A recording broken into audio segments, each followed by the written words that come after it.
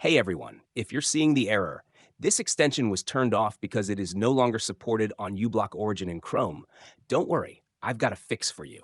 This happens because Chrome is phasing out Manifest v2 extensions, which includes uBlock Origin. But we can easily bring it back. Let me show you how. Minimize Chrome. Click the search bar and type regedit. Right-click Registry Editor and select Run as Administrator.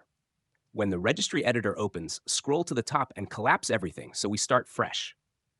Copy the link in the video description. It leads to the correct registry path.